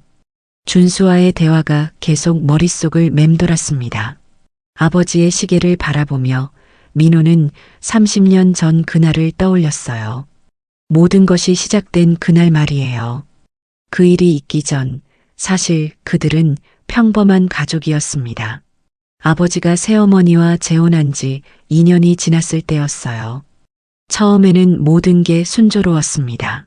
새어머니는 민호에게도 친절했고 7살 준수는 정말 순수한 아이였거든요. 형아, 같이 놀아요. 준수는 민호를 따르기를 좋아했어요. 민호도 어린 동생이 생긴 것 같아서 기뻤습니다. 아버지는 그런 모습을 보며 흐뭇해하셨어요. 우리 아들들이 사이좋게 지내니까 아버지가 정말 기뻐. 아버지, 준수는 정말 착한 것 같아요. 그럼 준수도 우리 가족이니까 잘 보살펴 주거라. 아버지의 말에 민호는 고개를 끄덕였어요. 정말 그렇게 살고 싶었거든요. 새어머니도 처음에는 민호를 친아들처럼 대해주었어요. 민호야, 오늘 뭐 먹고 싶어? 새어머니가 해주시는 건 다 맛있어요. 우리 민호가 참 착하네. 준수야, 형아 좀 배워. 그때의 새어머니는 정말 따뜻한 사람이었어요. 민호도 서서히 마음을 열기 시작했습니다. 하지만 변화는 서서히 시작되었어요. 아버지의 사업에 문제가 생기기 시작한 건 민호가 9살 때였습니다. 처음에는 작은 어려움이었어요. 거래처에서 대금 지급이 늦어진다거나 새로운 계약이 성사되지 않는 정도였죠. 여보, 괜찮은 거죠? 새어머니가 걱정스럽게 물어보면 아버지는 항상 같은 대답을 하셨어요. 괜찮아. 곧 나아질 거야. 하지만 상황은 좋아지지 않았어요. 오히려 점점 악화되었습니다. 민호가 10살이 되던 해 결정적인 사건이 일어났어요. 아버지가 가장 신뢰하던 거래처 사장이 큰 사기를 친 거였습니다. 수천만 원의 대금을 떼먹고 사라진 거였어요. 이런 일이 어떻게 해? 아버지는 그날 밤 새어머니와 긴 얘기를 나누셨어요. 민호는 방문 틈으로 그 대화를 들었습니다. 여보, 이제 어떡하죠? 내가 어떻게든 해결할게. 하지만 이미 빚이 너무 많아졌잖아요. 새어머니의 목소리에는 절망이 섞여 있었어요. 조금만 더 참아줘. 새로운 사업을 시작하면 다 해결될 거야. 언제까지 이렇게 살아야 해요? 준수 생각도 해봐요. 그때부터였어요. 새어머니의 태도가 조금씩 변하기 시작한 건 말이에요. 처음에는 미묘한 변화였어요. 민호에게 말을 걸 때 예전만큼 따뜻하지 않았고 준수와 민호를 다르게 대하기 시작했습니다. 준수야, 이거 먹어봐. 민호는 안 주세요? 너는 이미 먹었잖아. 사실 민호는 먹지 않았어요. 하지만 새어머니는 그런 식으로 말했습니다. 아버지는 그런 변화를 눈치채지 못했어요. 아니, 눈치채고도 모른 척 했을 수도 있었습니다. 너무 힘든 상황이었거든요. 빚쟁이들이 집에 찾아오기 시작한 건 그해 가을이었어요. 돈 언제 갚을 거야? 조금만 더 기다려주세요. 기다리긴 뭘 기다려. 이미 넉 달이나 연체됐잖아. 그런 일들이 반복되면서 집 안 분위기는 점점 어두워졌어요. 새어머니의 얼굴에서도 웃음이 사라졌습니다. 여보, 이제 정말 한계예요. 알아. 내가 뭔가 방법을 찾을게. 무슨 방법이요? 이미 할 수 있는 건 다 해봤잖아요. 새어머니와 아버지의 말다툼이 잦아졌어요. 민호와 준수는 그런 부모들을 보며 무서워했습니다. 결정적인 순간은 어느 날 밤에 왔어요. 빚쟁이들이 집에 들이닥친 거였어요. 이번에는 여러 명이 함께 왔습니다. 이제 더 이상 기다릴 수 없어. 집이라도 팔아서 돈을 갚으라고. 그들의 위협적인 목소리에 온 가족이 벌벌 떨었어요. 특히 준수는 겁에 질려서 울기 시작했습니다. 우리 준수 무서워해요. 제발 조용히 해주세요. 새어머니가 준수를 안고 빚쟁이들에게 부탁했어요. 그럼 돈부터 갚으라고. 그날 밤 빚쟁이들이 돌아간 후 새어머니는 아버지와 심각한 대화를 나눴어요. 여보, 이제 정말 안 되겠어요. 준수가 이런 환경에서 자라면 어떡해요? 미안해. 내가 무능해서. 미안하다고 해결되는 게 아니잖아요. 현실적으로 생각해봐요. 새어머니의 목소리가 점점 날카로워졌어요. 그럼 어떻게 하자는 거야? 차라리 우리끼리 살면 어떨까요? 무슨 말이야? 민호는 친척 집에라도 보내고요. 그 말을 들은 순간 민호는 충격을 받았어요. 새어머니가 자신을 포기하려 한다는 걸 깨달았거든요. 그건 안 돼. 민호도 내 아들이야.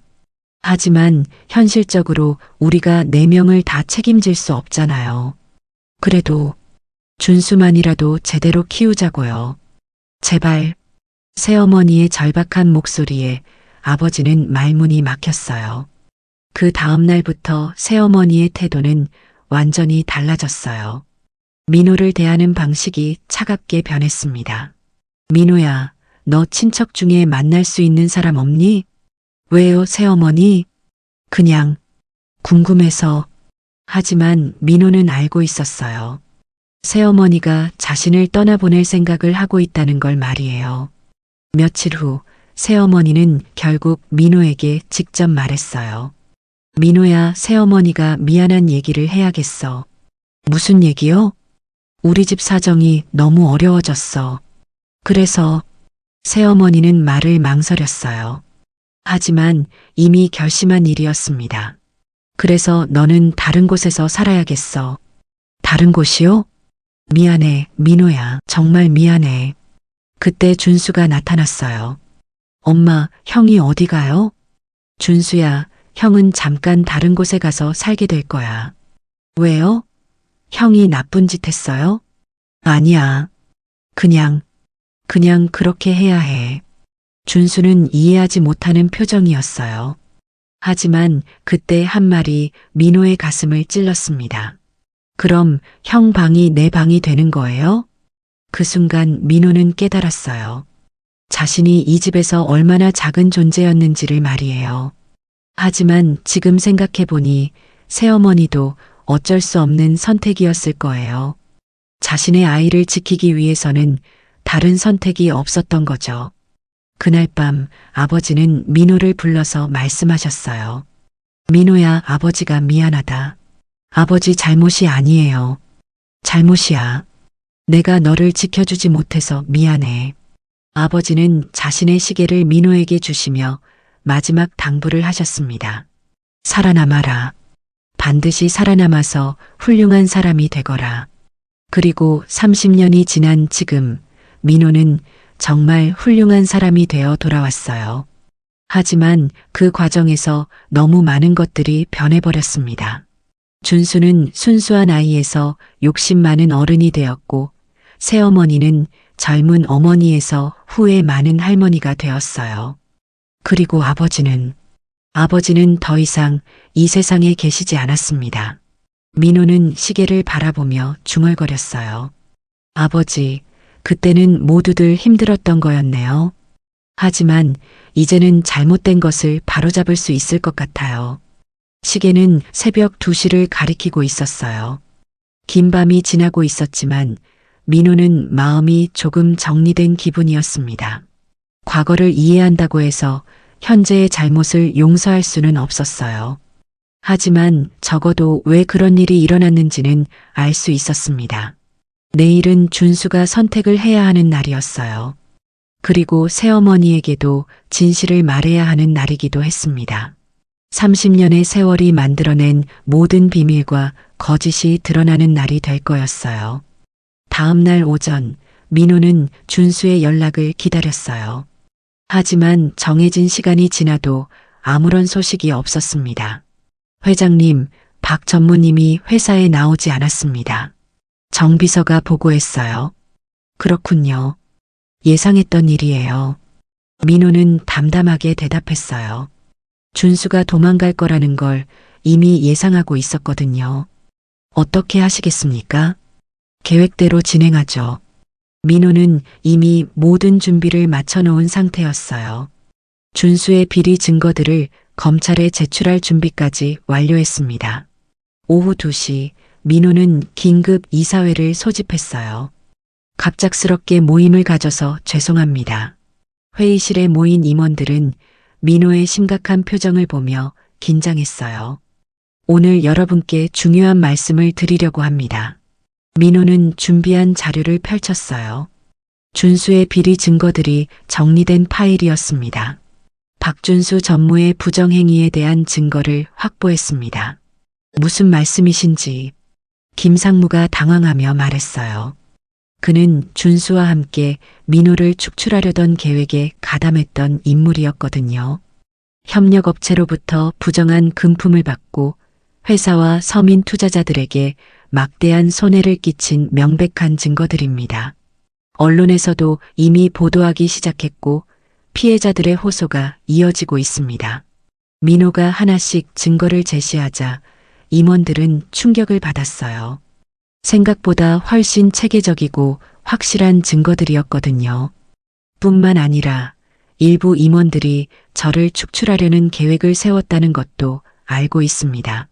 민호의 말에 김상무와 이 이사는 얼굴이 창백해졌어요. 회장님, 그건 오해입니다. 오해가 아닙니다. 녹음 파일도 있어요. 민호가 녹음기를 재생하자 준수와 김상무의 대화가 회의실에 울려 퍼졌어요. 이 기회에 경영권을 우리가 가져와야 해. 녹음이 끝나자 회의실은 정적에 휩싸였어요. 지금부터 관련자들에 대한 조치를 발표하겠습니다. 민호는 차례로 처분을 발표했어요. 준수는 즉시 해고, 김상무는 정직 처분, 이 이사는 경고 처분이었습니다. 그리고 모든 증거는 검찰에 제출할 예정입니다. 임원들은 아무 말도 할 수 없었어요. 증거가 너무 명백했거든요. 회의가 끝난 후 강상무가 민호에게 다가왔어요. 회장님, 정말 대단하십니다. 어떻게 이런 증거들을 모으셨나요? 필요했으니까요. 그런데 민수 씨, 혹시 박 전무가 어디 있는지 아세요? 글쎄요. 오늘 아침부터 연락이 안 되고 있어요. 그럼 제가 직접 찾아가야겠네요. 민호는 준수의 집 주소를 확인하고 그곳으로 향했어요. 하지만 준수는 집에 없었습니다. 아저씨가 새벽에 큰 가방을 들고 나가셨어요. 아파트 경비원의 말에 민호는 준수가 도망갔다는 걸 확실히 알았어요. 그때 민호의 핸드폰이 울렸어요. 여보세요? 회장님, 박 전무님이 어머님 집에 있다는 제보가 들어왔습니다. 정 비서의 말에 민호는 고개를 끄덕였어요. 예상했던 곳이었습니다. 새어머니가 사는 원룸으로 향하는 길에 민호는 복잡한 심정이었어요. 이제 새어머니에게도 모든 진실을 말해야 했거든요. 원룸 앞에 도착하자 민호는 잠시 망설였어요. 하지만 이제는 피할 수 없었습니다. 똑똑똑. 문을 두드리자 새어머니의 목소리가 들렸어요. 누구세요? 글로벌테크 민호 회장입니다. 어머, 회장님이 왜 여기까지? 문이 열리자 새어머니가 당황하며 나왔어요. 눈이 빨갛게 부어 있는 걸 보니 울고 있었던 것 같았습니다. 준수 때문에 왔어요. 네. 들어가서 얘기해도 될까요? 새어머니는 어쩔 수 없이 민호를 집 안으로 안내했어요. 작은 원룸 구석에 준수가 주저앉아 있었습니다. 형? 준수가 고개를 들어 민호를 바라봤어요.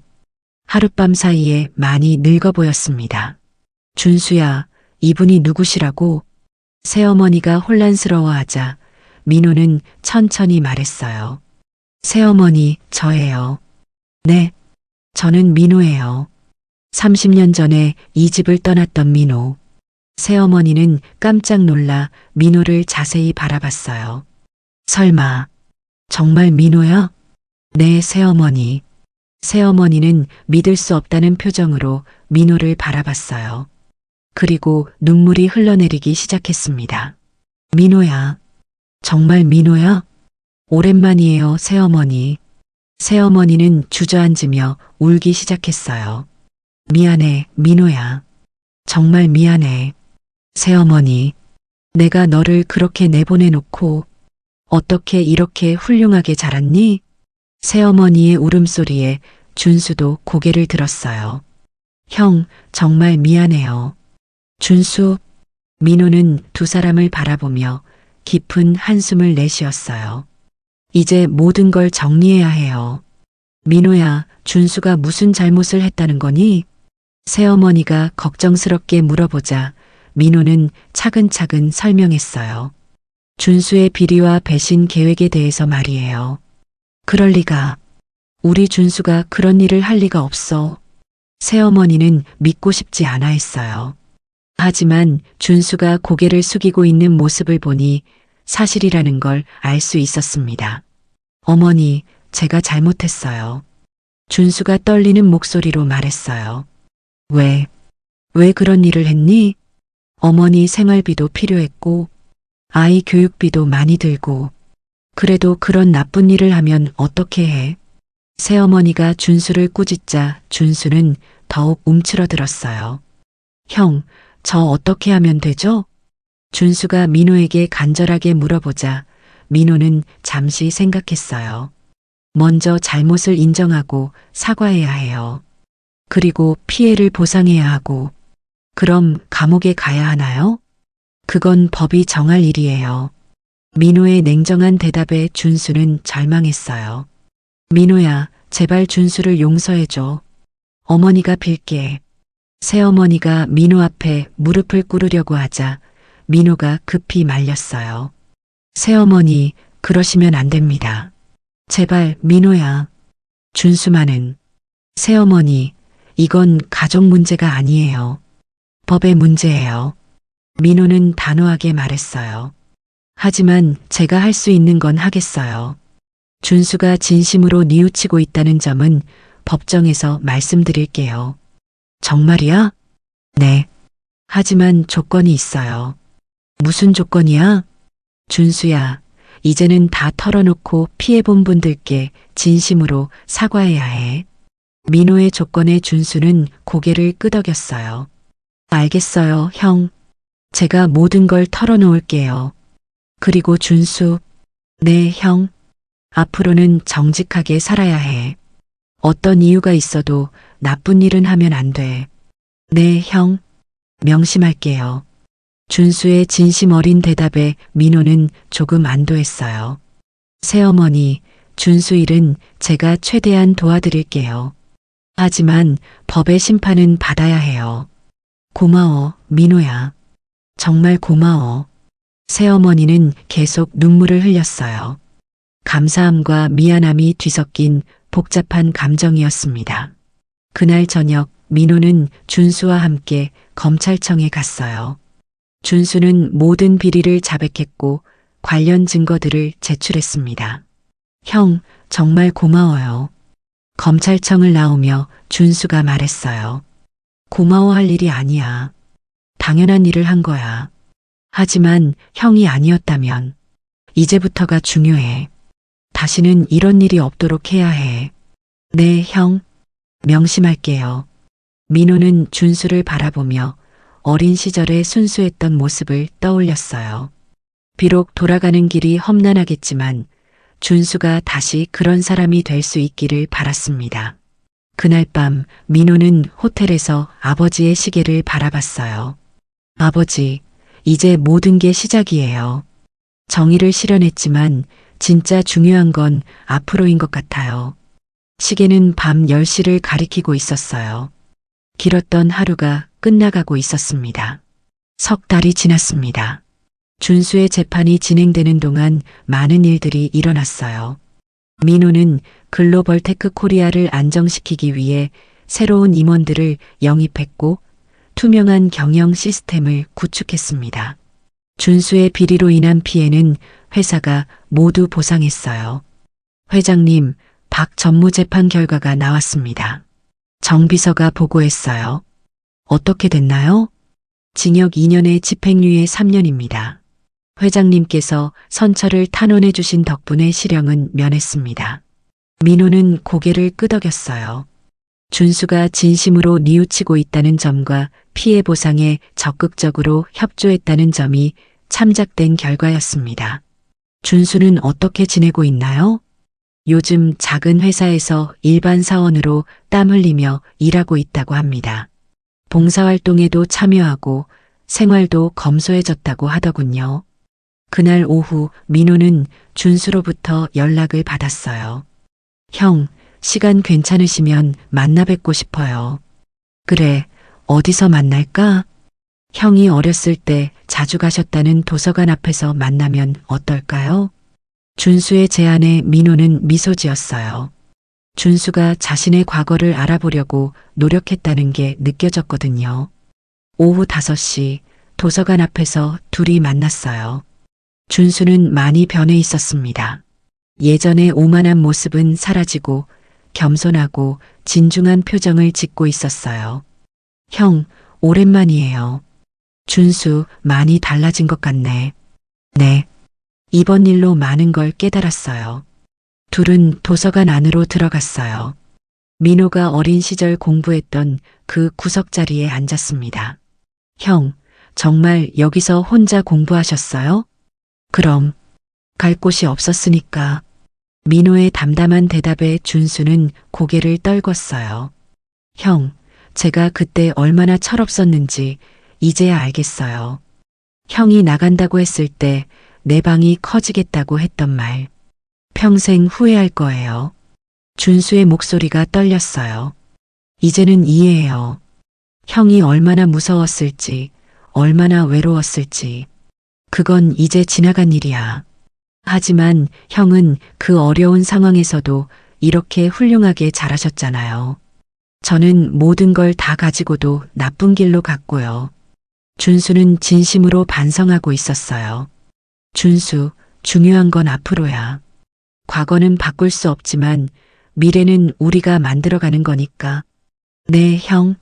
저 정말 달라졌어요. 이제는 작은 회사에서 일반 사원으로 일하지만 정말 보람 있어요. 준수는 자신의 변화된 모습을 설명했어요. 매일 일찍 출근해서 성실하게 일하고 동료들과도 겸손하게 지내고 있다고 했습니다. 그리고 형, 제가 받은 월급으로 어머니 병원비를 드리고 있어요. 예전처럼 부정한 방법이 아니라 정직하게 번 돈으로요. 잘하고 있네. 민호는 준수의 변화가 진심이라는 걸 느낄 수 있었어요. 형, 하나 더 말씀드리고 싶은 게 있어요. 뭔데? 제가 어머니께 모든 걸 말씀드렸어요. 제가 왜 비리를 저질렀는지, 형이 어떻게 저를 용서해 주셨는지. 준수는 새어머니가 그 말을 듣고 얼마나 충격받았는지 설명했어요. 어머니께서 형에게 직접 사과하고 싶어 하세요. 하지만 용기가 안 나신다고.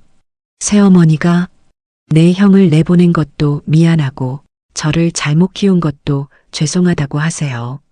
민호는 잠시 생각했어요. 새어머니와의 마지막 대화가 필요할 것 같았습니다. 알겠어. 내가 새어머니를 찾아뵐게. 정말요? 어머니가 정말 기뻐하실 거예요. 그날 저녁 민호는 새어머니를 찾아갔어요. 새어머니는 민호가 온다는 소식을 듣고 하루 종일 청소를 했다고 했습니다. 민호야, 와줘서 고마워. 새어머니는 민호를 보자마자 눈물을 흘렸어요. 새어머니, 앉으세요. 민호야, 정말 미안해. 새어머니는 민호 앞에 앉으며 말했어요. 그때 너를 내보낸 것도 미안하고 준수를 잘못 키운 것도 미안해. 새어머니, 그래서 요즘은 동네 복지관에서 봉사도 하고 있어. 늦었지만 조금이라도 속죄하고 싶어서. 새어머니의 자책에 민호는 마음이 아팠어요. 새어머니 잘못이 아니에요. 아니야. 내 잘못이 맞아. 그때 상황이 어려웠다고 해서 너를 포기해서는 안 됐어. 새어머니는 계속 울면서 말했어요. 민호야, 용서해 줄 수 있니? 민호는 잠시 망설였어요. 30년 동안 가슴속에 묻어두었던 상처들이 떠올랐습니다. 하지만 이제는 그 상처들을 놓아줄 때가 된 것 같았어요. 새어머니, 저는 이미 용서했어요. 정말이야? 네. 오래전에 한 할아버지가 그러셨어요. 미움으로는 못 산다고. 민호는 할아버지의 이야기를 새어머니에게 들려주었어요. 그 말씀 덕분에 저는 새어머니를 원망하지 않고 살 수 있었어요. 고마워, 민호야. 정말 고마워. 새어머니는 민호의 손을 꼭 잡았어요. 그런데 새어머니, 이제는 법대로 사셔야 해요. 민호의 말에 새어머니는 고개를 끄덕였어요. 무슨 뜻인지 알겠어. 앞으로는 준수한테 무리한 요구를 하지 않을게. 그리고 병원비나 생활비가 부족하시면 저에게 말씀하세요. 민호야, 그럴 수는 없어. 왜요? 저도 이제 가족이잖아요. 민호의 말에 새어머니는 다시 눈물을 흘렸어요. 정말 가족이라고 생각해 주는 거야? 물론이에요. 비록 헤어져 있었지만 새어머니는 제 어머니세요. 그 말을 들은 새어머니는 민호를 꼭 안아주었어요. 고마워, 민호야. 정말 고마워. 새어머니, 이제 우리 다시 시작해요. 서로를 이해하고 도우면서요. 그래, 그렇게 하자. 그날 밤 민호는 새어머니와 함께 저녁을 먹었어요. 30년 만에 가족이 함께하는 식사였습니다. 민호야, 너가 이렇게 훌륭하게 자란 게 정말 자랑스러워. 새어머니도 고생 많으셨어요. 아니야. 내가 뭔 고생을 했다고. 너야말로 혼자서 얼마나 힘들었겠니. 새어머니는 민호의 어린 시절 이야기를 듣고 싶어 했어요. 민호는 빵집 아주머니와 할아버니 이야기, 도서관에서 공부했던 이야기들을 들려주었습니다. 정말 대단해. 어떻게 그런 어려운 상황에서 포기하지 않았으니까요. 아버지께서 살아남아라고 하셨거든요. 민호는 아버지의 시계를 보여주었어요. 아, 그 시계. 새어머니는 시계를 보며 아버지를 떠올렸어요. 아버지가 그 시계를 얼마나 아꼈는지 저도 아버지처럼 소중히 간직하고 있어요.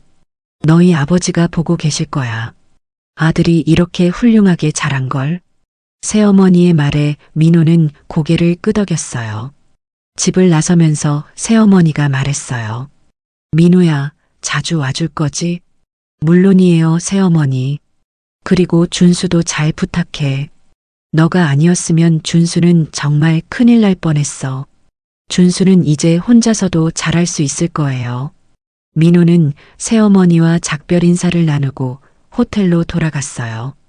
그날 밤 민호는 아버지의 시계를 바라보며 생각했어요. 아버지, 이제 정말 모든 게 끝났어요.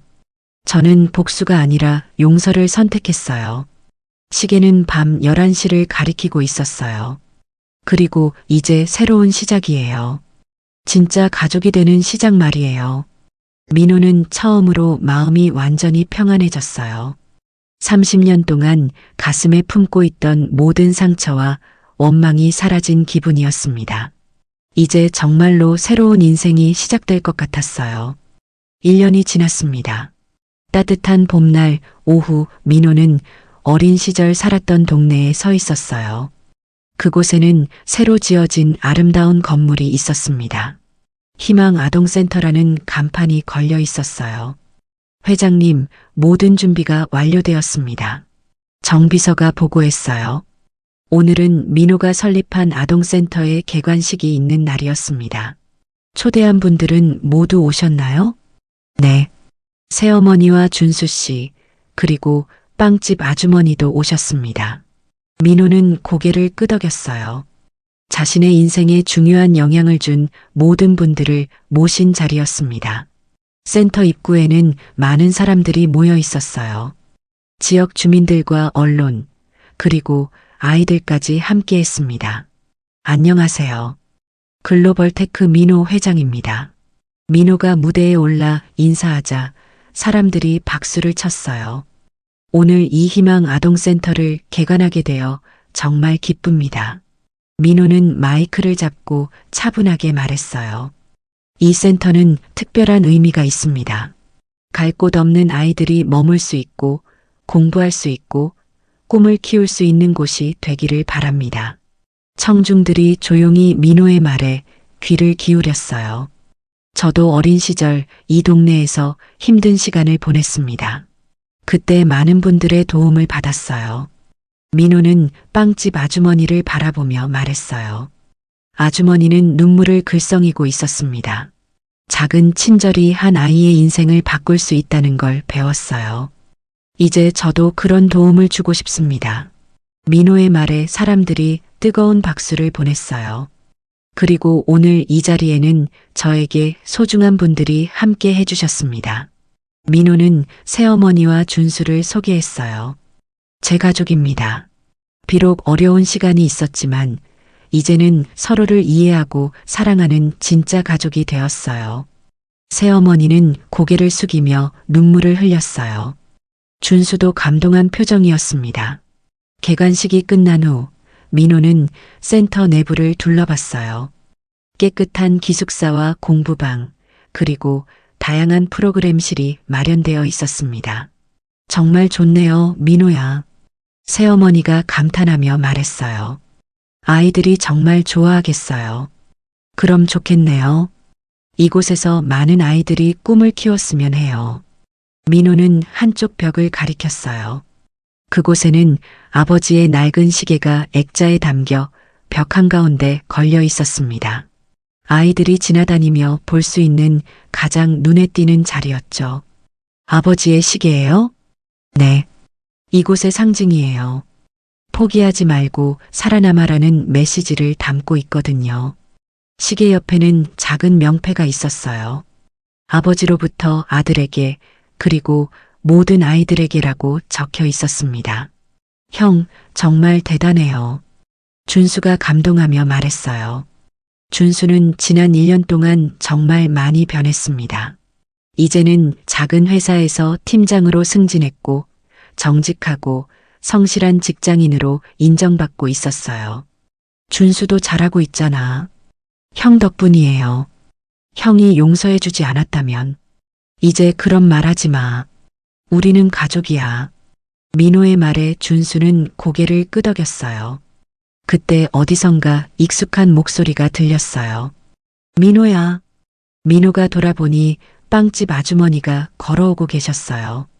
이제 60대가 된 아주머니는 여전히 따뜻한 미소를 짓고 있었습니다. 아주머니. 민호는 반갑게 아주머니를 맞았어요. 정말 대단하구나.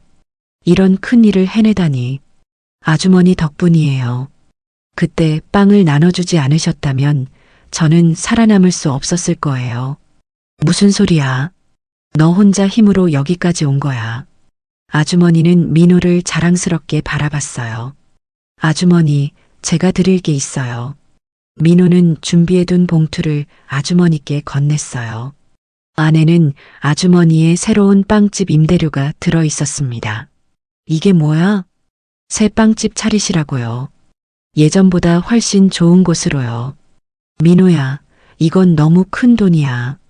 아주머니께서 저에게 주신 빵의 가치에 비하면 작은 거예요. 민호의 진심 어린 말에 아주머니는 눈물을 흘렸어요. 고마워, 민호야. 정말 고마워. 아주머니, 새 빵집에서도 어려운 아이들에게 빵을 나눠주세요. 제가 도울게요. 물론이지. 그런 아이들을 보면 어린 너가 생각나거든. 아주머니의 말에 민호는 뭉클해졌어요. 저녁이 되자 민호는 혼자 센터 마당에 서 있었어요. 아이들이 뛰어놀 수 있도록 만든 작은 정원이었습니다. 여기가 정말 좋네요. 누군가가 말을 걸었어요. 돌아보니 오래전 도서관에서 만났던 사서 선생님이 서 계셨습니다. 선생님, 어머, 정말 민호구나. 그때 그 아이가 맞네. 선생님은 깜짝 놀라며 민호를 바라봤어요.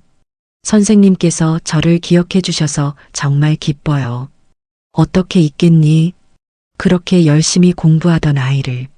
선생님은 민호가 어떻게 지냈는지 궁금해 하셨어요. 민호는 자신의 이야기를 간단히 들려드렸습니다. 정말 대단하구나. 그때 내가 분명히 성공할 거야 라고 했던 말이 맞았네. 선생님의 격려가 큰 힘이 되었어요. 이제 너가 다른 아이들에게 그런 힘을 주는 거네. 선생님의 말에 민호는 고개를 끄덕였어요. 선생님, 이 센터에서 아이들을 가르쳐 주실 수 있나요? 물론이지. 기꺼이 도와줄게. 그렇게 민호의 인생에 도움을 준 모든 분들이 다시 한번 민호를 도와주기로 했습니다.